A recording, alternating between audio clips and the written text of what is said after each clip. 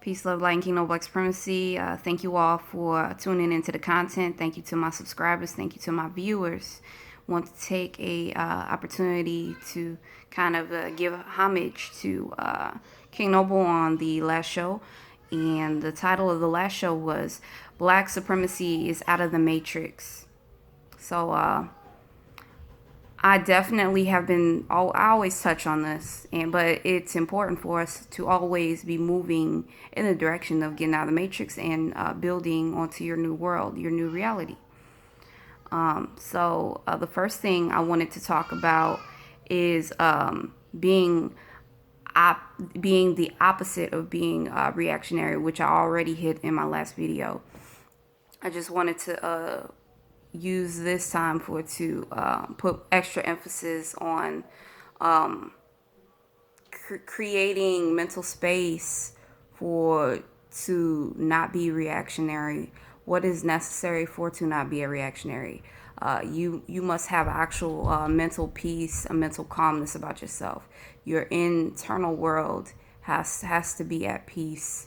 You have to constantly be in a state of being an observer, whether you have your eyes closed and you're in a quiet room, or if it's loud. You have to train the mind to become an observer and have more focus on your creations. Okay, so how is motivational talk easy, and how does that tie into the agenda of the Matrix? Motivational talk is easy. It only puts emphasis on what we're trying to build and what we're trying to create. Potentially, it only helps us about 50%. If you want to get to that 100%, you must totally be submitted into creating a routine mentally and spiritually on your creations. It has to start with the mind first. We are taught to clean our houses. We are taught to potentially eat at certain times and how much to eat. So if you are serious about creating your reality, it has to come from mental hygiene first. It has to you have to begin building inside the mind and inside the spirit. And it also you could also utilize your heart chakra as a way to become more of a machine to create your manifestations and constantly be in the spirit and in the proper vibration to create.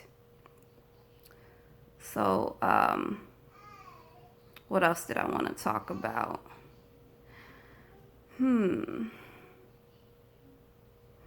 The meaning of mental and spiritual beyond reactions to outer forces. It just goes based off of what I just touched on, and that is having a supreme focus internally.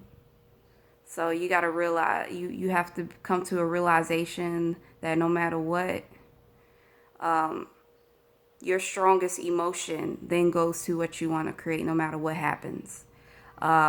It could, the outer world, something in the outer world could come to you as urgent or a need or a must for to act now with it. You still have to be in a vibration and in a state of being an observer. Like, you can use your actions to correct that, but your mental and your spirit needs to still be in a peaceful state. So it's important for it to maintain that peaceful state in all that you do. That's how some people, and I was just talking about this the other day, you know how people can be mean?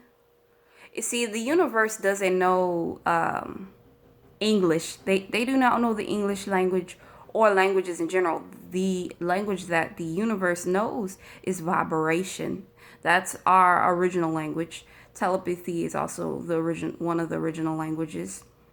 So you could say fuck you, but what's going on internally inside your heart chakra and inside your mind, and what is your spirit saying?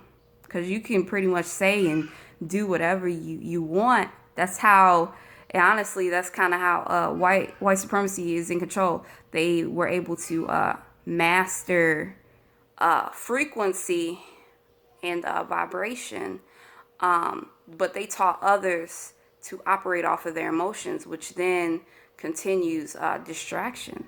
So just knowing the basics of how vibration is important and how frequency is important, and maintaining that regardless of what your words may come out as. Your words are not as important as what is actually going on inside of you. We oftentimes, more than not, we use our words and emotions at the same time, and you don't have to do that. Your words can be saying something different, but vibrationally, if you are serious about your creations internally, you have to keep the vibration of being an observer. So do what you must to support and build onto your reality, but never ever sacrifice that inner peace, that inner calm. Like I said in the last video, the inner peace and the inner calm, your ancestors can easily be able to talk to you. If you are distracted by other external forces, the ancestors might have to jump through hoops in order to get your attention. And that's when sometimes things that are perceived as bad may happen, because the ancestors may really, really, really need to talk to you, but you're so tied up into other things. So definitely wanted to touch on that. How do we build our external worlds wrong? Just like I was saying earlier in the video, and I will touch on this again. We are taught to clean our houses every day. We are taught to eat at a certain time. These things are cool, but your top priority and focus should always be routinely having a inner peace. If you routinely have an inner peace and you don't have a reason to be stressed out or sad or disappointed, that opens up other opportunities to build on your external world. You may get and receive inspirations a little bit stronger than you normally would, versus being so wrapped up into the physical and operating as a robot in that way. Your strongest sense of robot comes from your internal peace. That's where your sincerest way of creating comes from. So you want to be in a state of inner peace no matter what is happening in the external world. You always want to keep that in check. It's almost like keeping a belt on, keeping your dress or your pants from falling down, but you want to do that on a mental and spiritual way, or you want to stay focused on your heart chakra and giving. That's why reverence is also an appropriate distraction. Just giving up thinking altogether, totally submitting to the inner world, and not allowing any type of distractions to come through. Reverence is extremely strong, and I feel like it's like we might have respect for the other religions, but then we're programmed and trained that it's not for us, because we are still subconsciously or unconsciously wrapped around what the oppressor taught and whatnot. We have to step out of that realm of thought, where we feel like the way that the oppressor had made for us is the way. You know what I'm saying? So you really want to step into that frequency, and the best way to step into that frequency is to be open to practicing other religions, but be open to that being an actual black man doing it, because our slave master taught us to see each other as either equal or lower than us. If we see something that is higher than us, then that can actually get us out of this mess that we have ourselves in. So it's a start. So it's like there's just so many other things that we're willing to try, but when it comes to giving reverence to actual black men and starting there and doing it that way, we have an issue. So it's like it's crazy because I see these things, and I probably touched on this before, but I be seeing these things on YouTube. How people, they will talk bad or discourage other black people from joining groups that are, out of the matrix because of what they may not agree with and whatnot. And it's a huge mass distraction. Our mass focus should be on white supremacy and dismantling and destroying it. While I'm sure that there's certain things in the groups that should be addressed, there's just way too much energies and focus around these groups. We really need to be talking about dismantling white supremacy. We do not need to be talking about what's wrong with white supremacy. And that's one of the biggest hiccups ever. So for those who are serious about getting out of this reality, those who are serious about getting out of this reality, we need to focus our attentions on actually dismantling white supremacy. And one of the ways we could dismantle white supremacy is to have a king, have a god, and get into that energy and frequency. How are these other religions or spiritual systems doing it? Be open to that. At least fucking try it from a sincere place. You know what I'm saying? Don't just try it and be in the mental state of expectations. Just be solid with what your personal intentions are, and then whatever you hop into, be solid in that, and then kind of go with the flow of the universe. But then make sure that you are checking your internal world, your heart chakra, your internal world, where you are at emotionally and spiritually. Make sure that's always intact, regardless of whatever you're going through. Make sure that's intact. So what else did I want to talk about? Because I wrote my little notes here.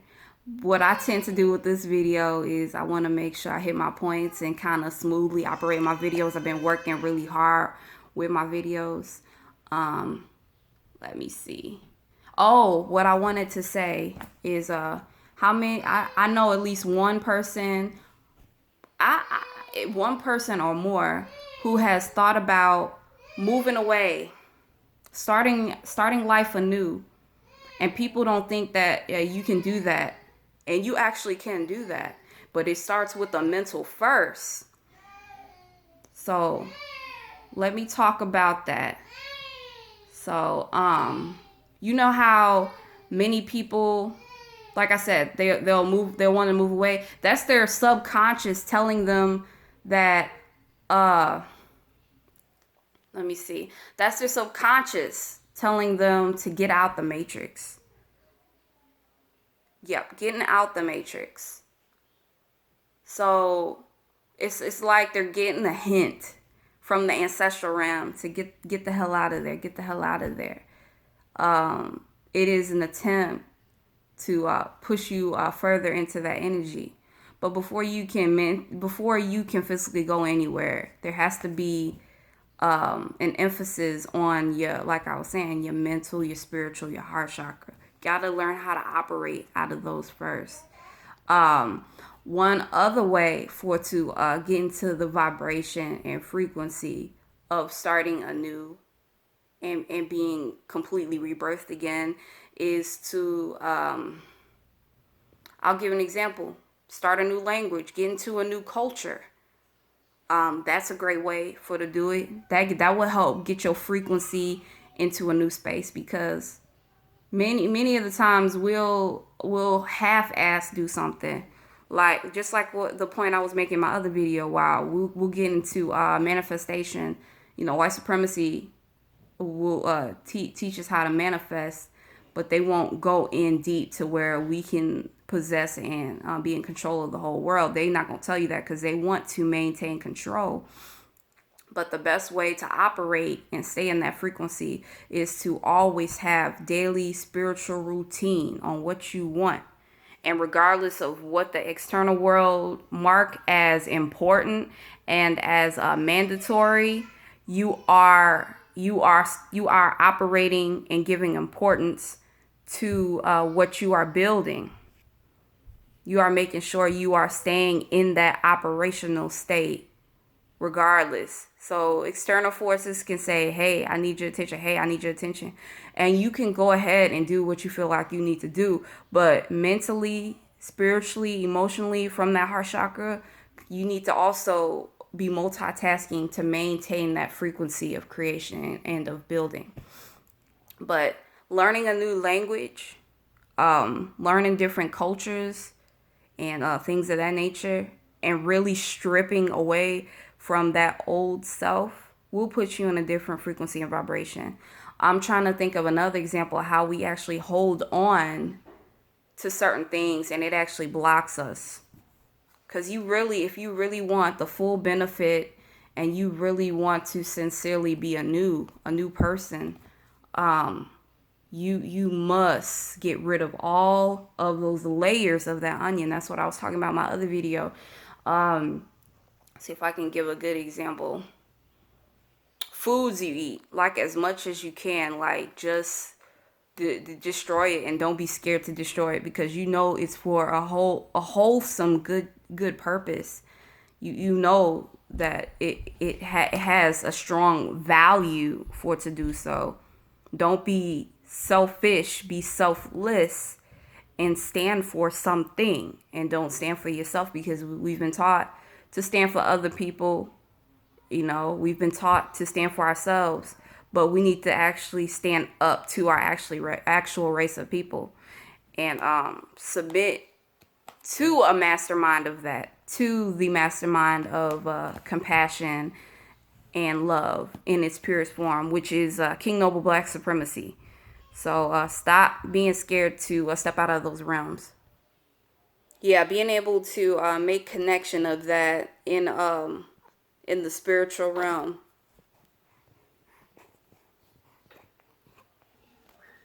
Getting into that particular frequency and energy of different cultures.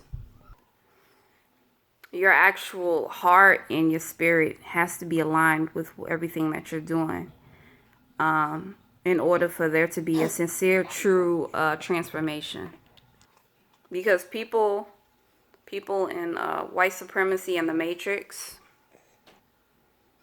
they learn languages all the time, but it's also about that spiritual alignment. And white supremacy looks to diminish that spiritual alignment, because the spiritual alignment is is strong, and it gives us the ability to create, as long as we are in a proper place emotionally and spiritually. We're able to create in a very strong, big, impactful way.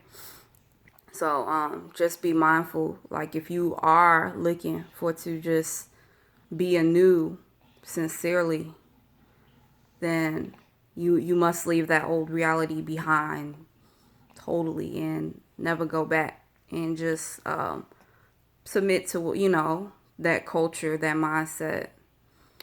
Yeah. But yeah, just the idea of how to better align with that frequency, because you can align with the frequency, in the spiritual sense, like in a spiritual sense.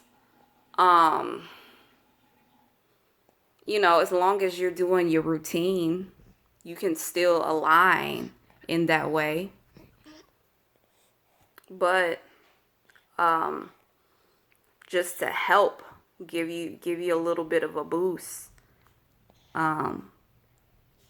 consider learning a different language.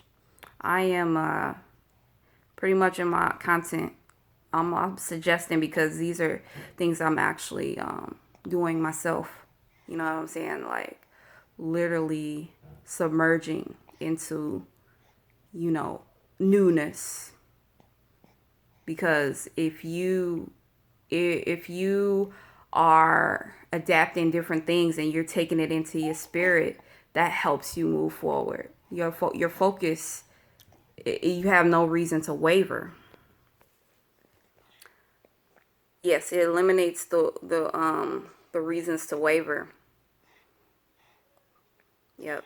Oh, and then in this video, I also wanted to talk about bowing. Bowing, and the more you bow, is almost like getting physically fit, except you're getting spiritually fit.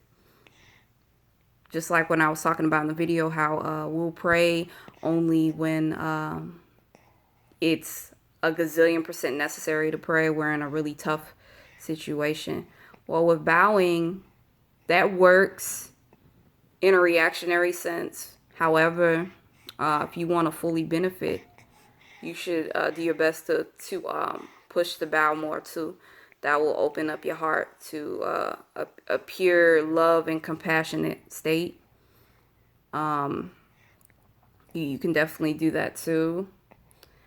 And it is something that we're not used to doing. So yet again, a new practice and a new way of being is being applied when you bow, because it's not something that Black people do. It's not our thing. It's just some of a different culture that we don't talk about, or we don't talk down upon. But as Black people, and being on the outside looking in, we might have the habit of, being disgusted, or it's okay when other cultures do it, but if we do it, it's bad.